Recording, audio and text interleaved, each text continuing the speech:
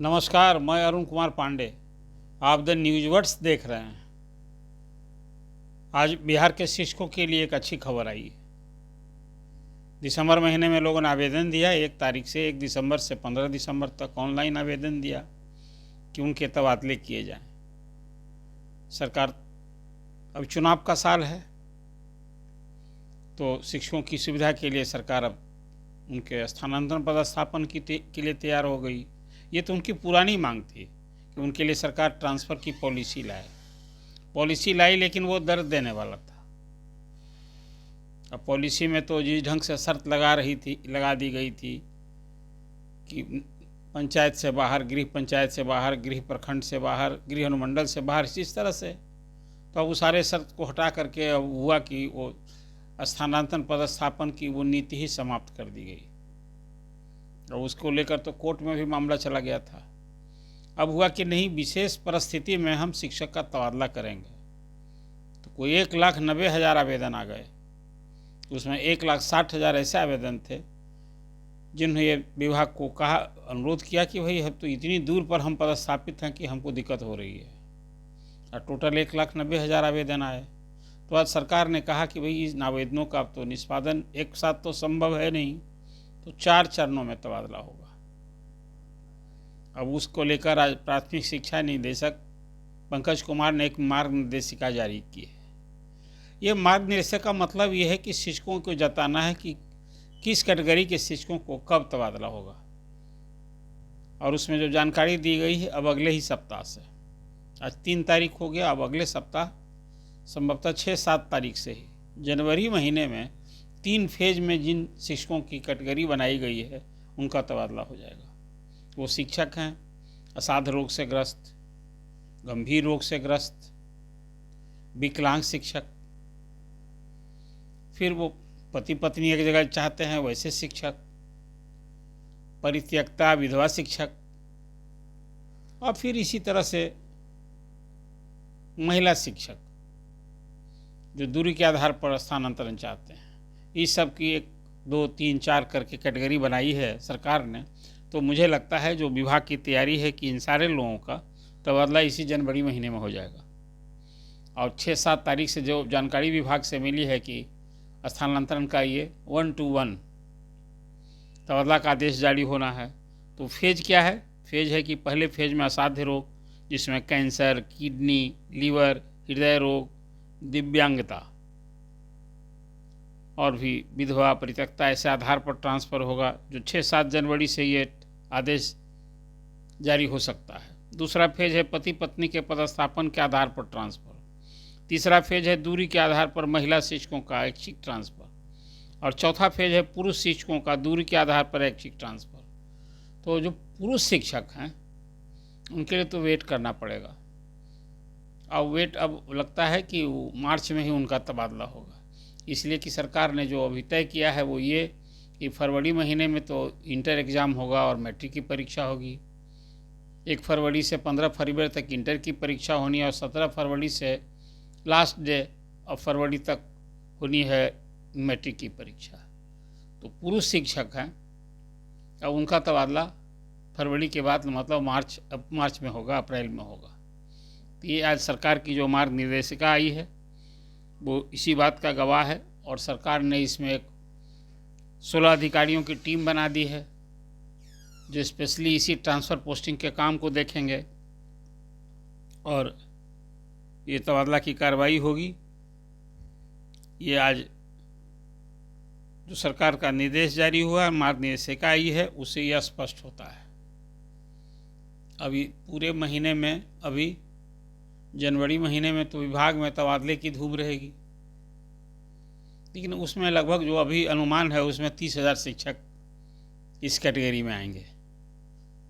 नहीं, उससे ज़्यादा ही होंगे, कहे कि महिला शिक्षकों का भी तो तबादला होगा, तो अब पुरुष शिक्षक बच जाएंगे। उसमें बीपीएससी वाले भी शिक्षक होंगे और विशिष्ट शिक्षक भी होंगे। देखिए, विशिष्ट शिक्षकों के लिए तो सरकार ने पहले कह दिया था कि भाई जो लोग नियोजित शिक्षक सक्षमता परीक्षा पास कर गए हैं उनको इसी स्कूल में योगदान होना है और तबादला होगा उनका। लेकिन ये अभी अनिवार्य तबादला की जो सरकार की मंशा नियत है वो 5 फेज में जो परीक्षा होनी है सक्षमता परीक्षा की, उसके बाद तबादला होगा।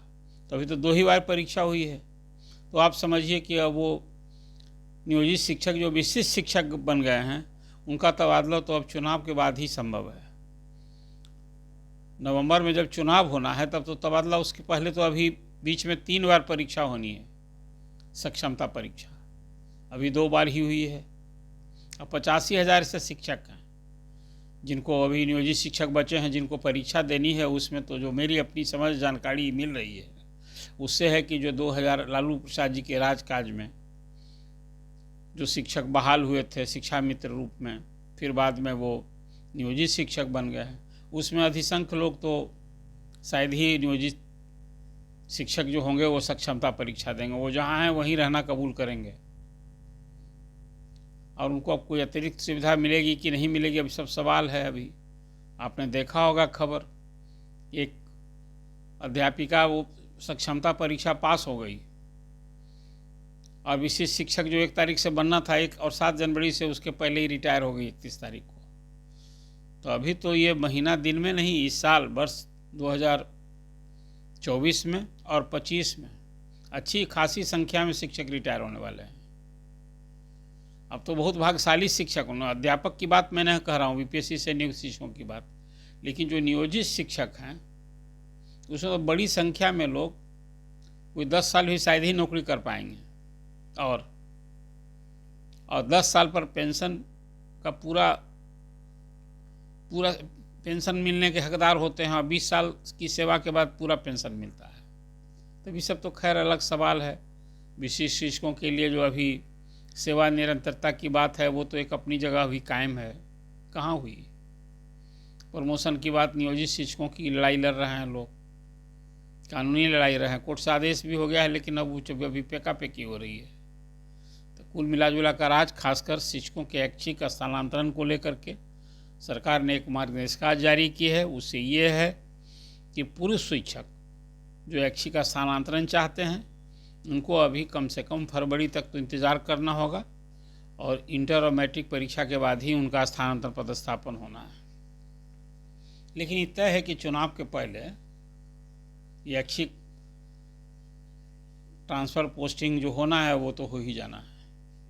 तो ये आज शिक्षा से जुड़ी खबर। हाँ, एक और है कि खासकर प्रधान शिक्षकों के लिए या हेडमास्टर जो लोग बने हैं, 38,000 प्रधान शिक्षक चयनित हैं और 8,000 प्रधानाध्यापक। तो अभी तो हो गया है कि काउंसलिंग भी होनी है और इन लोगों से अब ऑप्शन मांगा गया है, क्योंकि चर्चा मैंने की थी कल ही जब विभाग का आदेश जारी हुआ कि सबको 3-3 जिला का ऑप्शन देना है। फिर काउंसलिंग होगी और तब फिर उनके भी स्कूल तय होंगे। 38,000 शिक्षकों को तो 1 to 5 के स्कूल में जाना है प्रारंभिक विद्यालयों में, और 8,000 जो 6,000 मिडिल स्कूल में जाना है उनको, हेडमास्टर को। तो ये सभी कार्रवाई विभाग में हो रही है। कुल मिला कर बिहार के शिक्षा जगत की एक खबर, अभी शिक्षकों के स्थानांतरण पदस्थापन की विभाग में धूम है। अभी सब कुछ हो जाएगा तो मुझे लगता है कि तब फिर नियुक्ति भी तो होनी है। नियुक्ति की भी प्रक्रिया एक बार चौथा चरण में भी शिक्षक की नियुक्ति होनी है, उसका भी विज्ञापन आएगा ही, बहुत जल्द आने वाला है। और अभी चौथे चरण में शिक्षक की नियुक्ति मैं देख रहा हूँ कि फिर डोमिसाइल नीति की मांग लागू करो, ये मांग फिर शुरू हो गई है। सोशल मीडिया पर तो ये मांग की भरमार लगी दिखती है। इधर प्रशांत किशोर ने शिक्षा में सुधार को लेकर, शिक्षा की बदहाली को लेकर जो आमरण अनशन शुरू किया है, तो उनका भी एक मुद्दा ही जोड़ दिया उन्होंने कि बिहार में डोमिसाइल नीति लागू होनी चाहिए। तो चुनाव के पहले कुछ तो एजेंडा चाहिए ना। तो छात्रों को, युवकों को, जॉब सीकर्स के लिए तो ये मुद्दा है डोमिसाइल नीति। तो प्रशांत किशोर ने इस मुद्दे को आज फिर उठा दिया है, और उस एक मुद्दा जो उनके कई मुद्दे हैं उनके, लेकिन एक मुद्दा ये भी है कि डोमिसाइल नीति लागू करो। कुल मिलाकर शिक्षा से जुड़ी आज जो खबरें हैं, खासकर जो मार्ग निर्देशिका जारी हुई है आज, उसे आपको हमने अपडेट किया है। और इसमें सोशल मीडिया पर खासकर महिलाओं के ट्रांसफ़र को लेकर बात हो रही थी। मैं देखता था कि महिला शिक्षकों की समस्या ज़्यादा है अभी, तो उनके लिए है कि नहीं, ये अभी तो जनवरी में ही सबका तबादला हो जाएगा। अब पूर्व शिक्षकों को 2 महीना तो इंतज़ार करना पड़ेगा, पूरा जनवरी फरवरी, और तब मार्च में उनके आवेदन पर उनका निष्पादन होगा। तो आपको ये ट्रांसफ़र पोस्टिंग से संबंधित जो खबर है वो आपको हमने अपडेट किया है। ये आपको चर्चा कैसी लगी, और आप इसको सब्सक्राइब कीजिए, अपना कमेंट कीजिए और शेयर कीजिए। धन्यवाद।